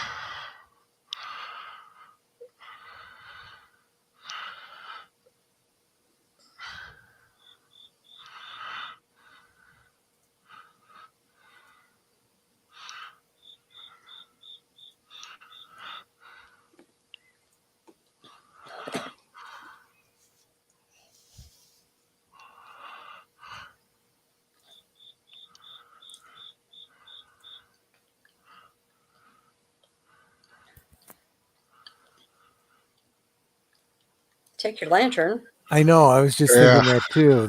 That's not an LED lantern back then. That's a real flame in there. Yep. You burn that house down pretty quick. I never used one of the propane lanterns like that. I always had LED. Not that I did much camping, but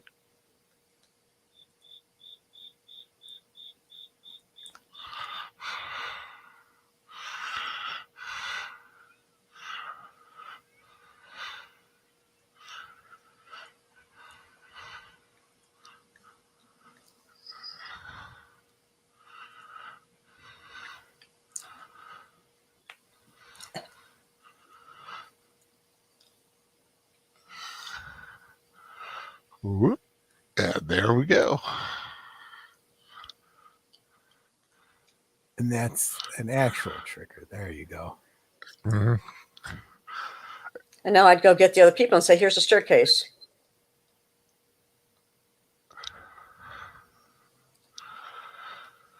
Yeah, because you're sure there's some kind of trigger on the upstairs too.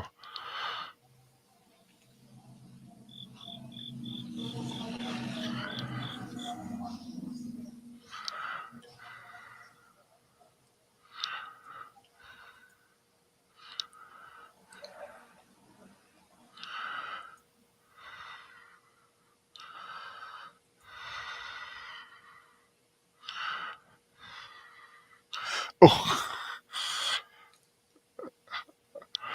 I bet she got some force behind that. Right? I wouldn't want someone like that hit me with a thing like that. It kind of makes you wonder if that sound effect was added or if that was just picked really up over the mic. Oh, poor Don Knotts could have killed a man like that. Right?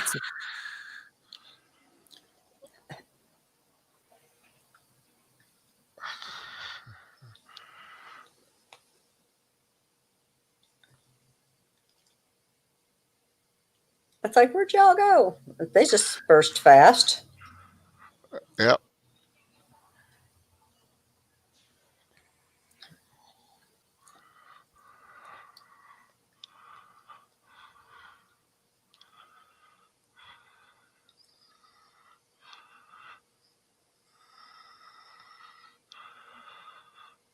Oh, I like that stained glass. Yeah, that's beautiful. Yeah.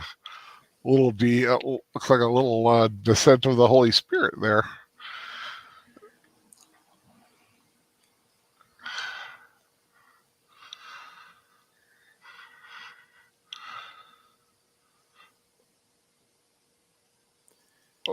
I don't know. I know So that music is supposed, huh? a little homage to the Family of the Opera kind of thing going on. Oh yeah, exactly. In fact, that's a very similar style of organ to the one shown in the Lon Chaney version. You hear that music and you know it's supposed to be creepy, but I hear it and I feel like I want to go, roller skating. Oh yeah. Right? Almost a little, yeah, I can see like a little carnival kind of thing Yeah. to it.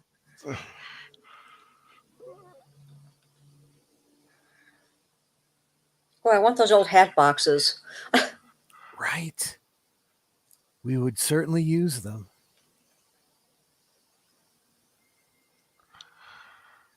Okay, is it more or less creepy to see somebody sitting there playing? Yeah.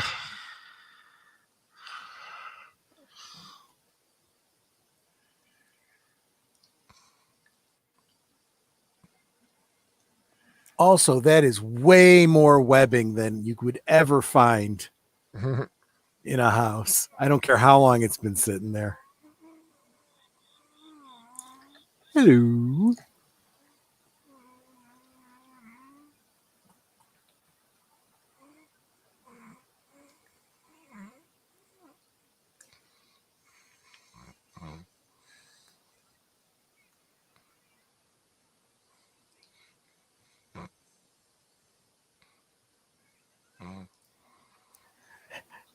And why'd you stab the painting? What did she ever do to you?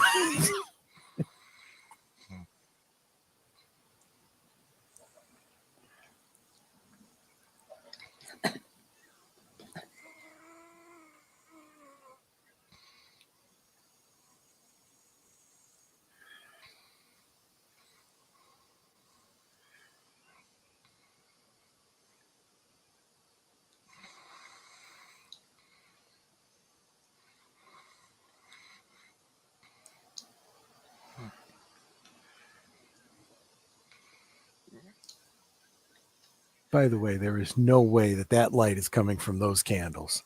Yeah, I know.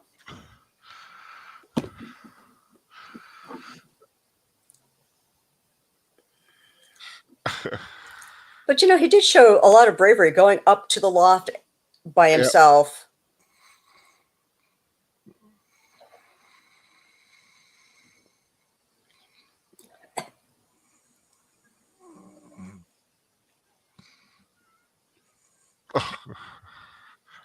Whoops.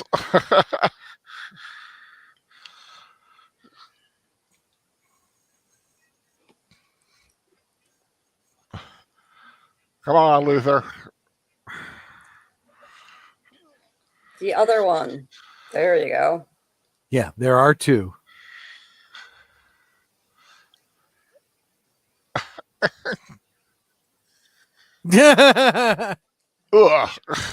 You might actually have to do something. Okay, that is really sad. That he doesn't even react. Yeah. Get something to hit him over the head. Full body block. I love that. That's a Kirk Fu move too. There's a episode where Kirk throws himself at the enemy. And there's really no other way that could have gone because, I mean, what was his other option? He picks up the poker and clobbers him. He killed him, which would have been very out of character.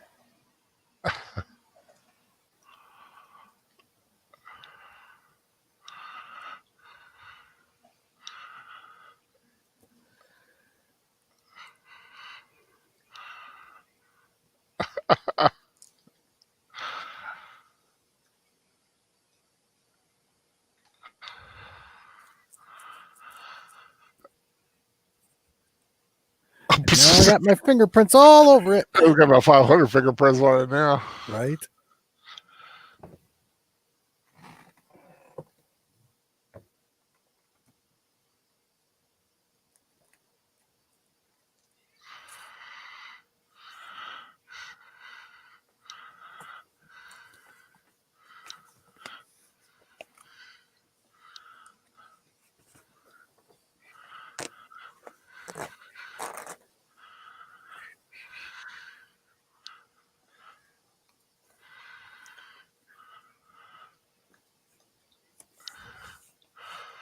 I like how he's like tied up with rope instead of like handcuffed. Yeah. Or zip ties. And I love it when he's got the bravado and he's like doing the Yeah. yeah.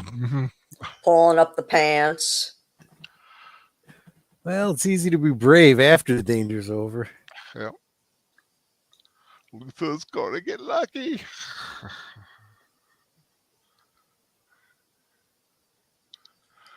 Yippers. Did she tell him about those gatefold magazines from 1958? You don't see anything though. Not in 1958 anyway. I wouldn't know.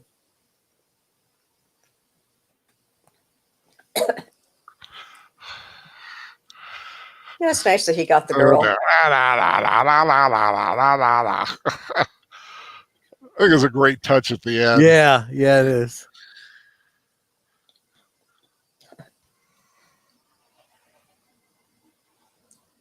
And it does have that element of, see, it could happen. Yeah. Da-da, da-da, da-da. And the end. Yep. Attaboy, Just Luther. a simple, fun little film with a little haunted house Right? feel to it. Good for the whole family. Something tells me, though, that The Haunting of Hill House is going to be a little bit scarier than this. Haunting of Hill House is much, much, much, much more scary. I do highly suggest it to anyone who hasn't seen it. It's on Netflix, so definitely take a peek at that if you really want to see something. I mean, it's a well done show, well written, well acted, and some good, honest, scary things going on there. Well, that was The Ghost of Mr. Chicken, starring the great Don Knotts. I hope everybody enjoyed that. What did you guys think? That was a lot of fun. Yeah, it's a lot of fun. Like I said, I've always been a fan of Don Knotts. I've always liked those old comedies, and in fact, the next installment of Ha Ha Halloween is 2 weeks from tonight, and is going to be the classic Abbott and Costello Meet Frankenstein.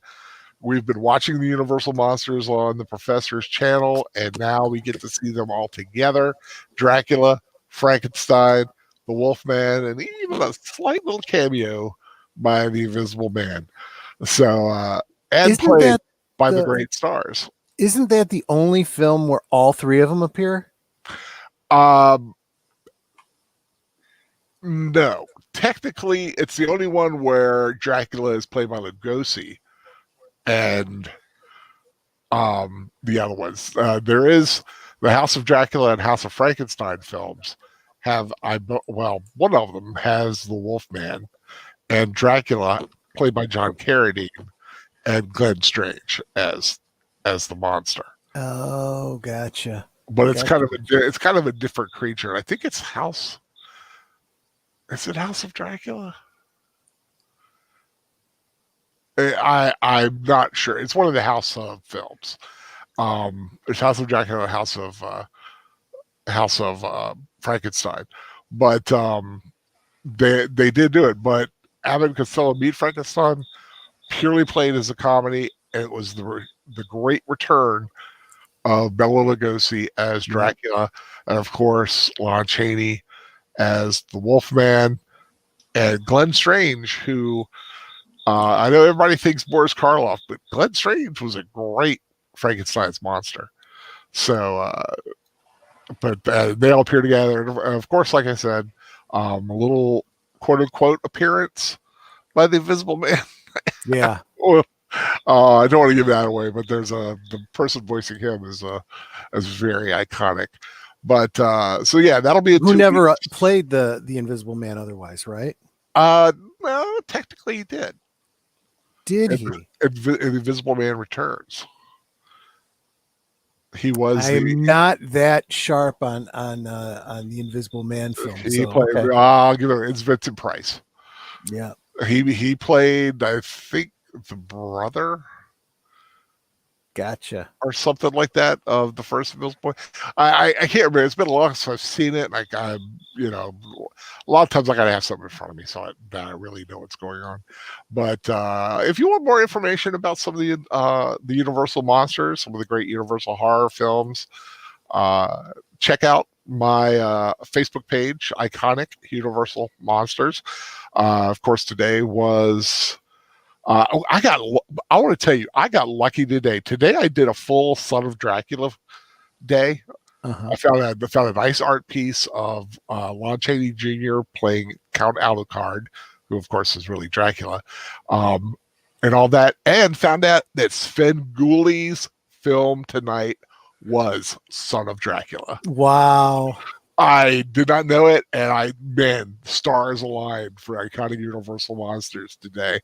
That's some synchronicity going on there. Yeah, so some great stuff there. A lot of great, like I said, artwork, posters, lobby cards, books, toys, collectibles, film shots, trailers, or even got a great one coming up of Boris Karloff and Lugosi singing together. Interesting. Very good. That'll be coming up next this Thursday. It'll be it'll be the feature 2:00. I have it all. So I know when things are. I have an 8, a 2, and a 9. Those are my times for Iconic Universal Monsters. I have a system, but yeah. So coming up in the Professor Geek universe, tomorrow is Troy Study Hall on Aged Boomer's channel. Aged Boomer. And what's the big story of the week? We are. Every story we came up with all fell under the same heading: the downfall of Hollywood. How so many shows are getting canceled, how many films are being pushed off, the failure of the release to video on demand. We're going to be talking about all of that. Yeah, like I said, Supergirl was one that fell. Yep. Not at all surprised. They put them on Sunday night, which is a death night, and what they did to the storyline killed the show. Yeah, just killed it, drove a nail right into it. They also, I don't know if you've seen it, but they released a promotional photo of the new Batwoman. Yeah, that looks which will hopefully die a very quick, painful death, because I mean, it should have died with Ruby Rose. For crying out loud, the first season did horribly. Yeah, and they're trying to do it. And also, the first numbers for Discovery premiere is in. Yep, that's tanking. Oh, I mean, they're trying to give it away for free, and nobody's interested. Yeah, I mean, nobody's. I mean, I love Star Trek. I mean, and I'll say this: I liked Picard. It's not great, but I liked it. It had some good things, but a little questionable on a lot of others. But Discovery, I mean, geez. Yeah. Well, let's put it this way. I happen to love onion. I happen to love ice cream. But if you made onion ice cream, I probably wouldn't care much for it. I don't know. It depends on how it's made. A little savory ice cream, that could work. I'm joking around.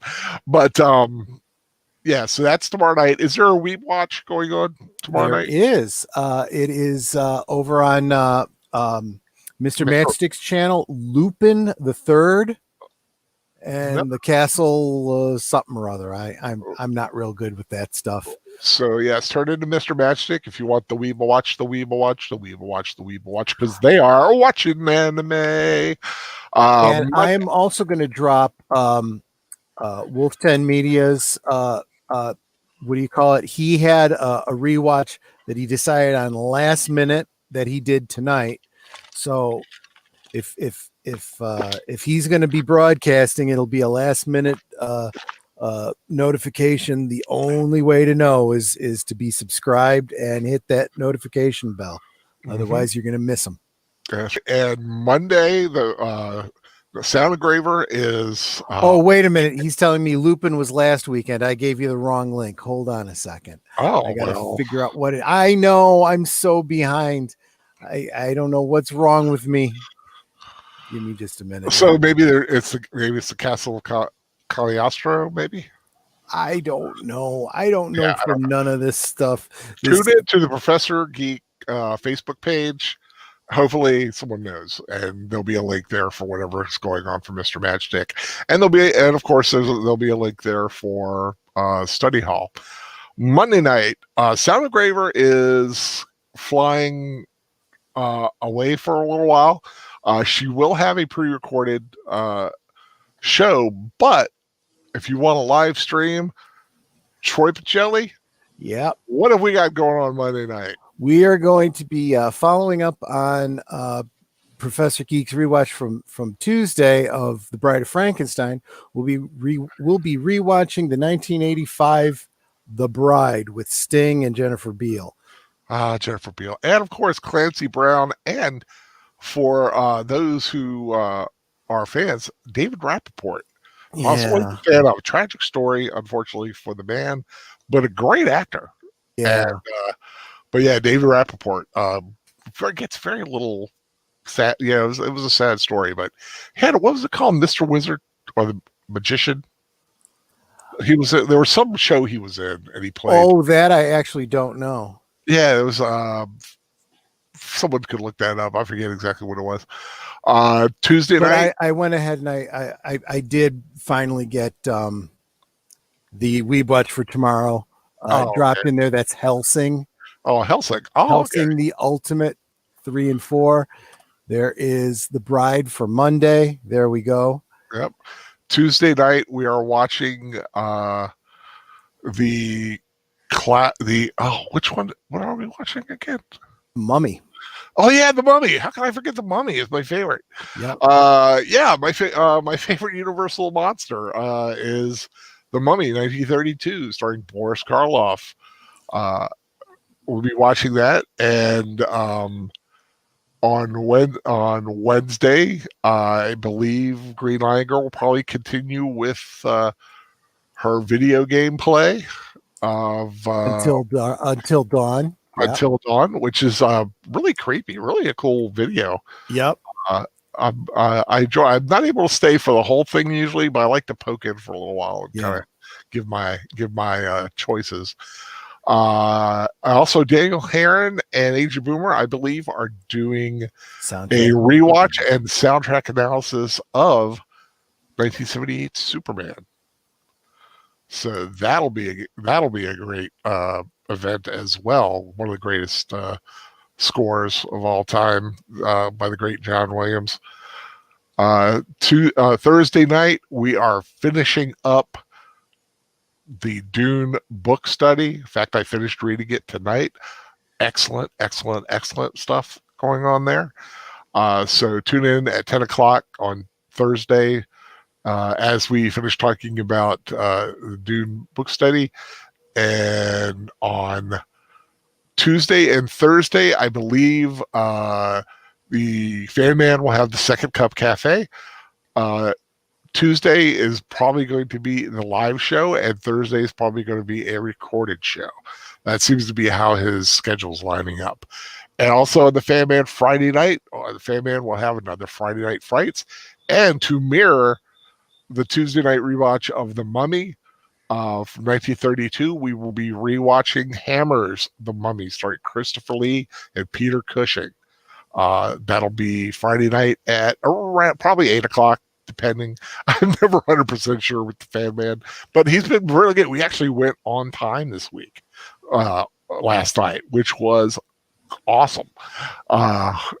So yeah, I'm really enjoying the Friday night rewatches. Some great films going on there. Looking forward to The Mummy. I've never seen the Hammer Mummy. And then of course, next Saturday night, Mr. Troy Pacelli, what are we watching? John Carpenter's In the Mouth of Madness. Oh, it sounds terrifying. I've already got that up, so I've dropped that link as well. Is that Sam Neill? It is Sam Neill. Sam Neill in it. Yeah, the great Sam Neill. I always like Sam Neill. It's a great actor. It is First time I ever saw Sam Neill was Omen 3: The Final Conflict, where he played the adult Damien. Yes. It's the first time I remember that. You're absolutely right. Yeah. Creepy. That Where are you, Nazarene? Yeah. You thought you were fighting a baby, eh? No. that was cool. The Omen films don't get a lot of dap, it seems. They seem to get lost in the talk with like The Exorcist and a lot of, some other films like that. Amityville Horror. I don't know. Omen always seems to kind of get lost in the mix. It shouldn't. It's a really cool trilogy. But yeah, that's it for tonight. I hope everyone had fun watching The Ghost of Mr. Chicken, one of my favorites.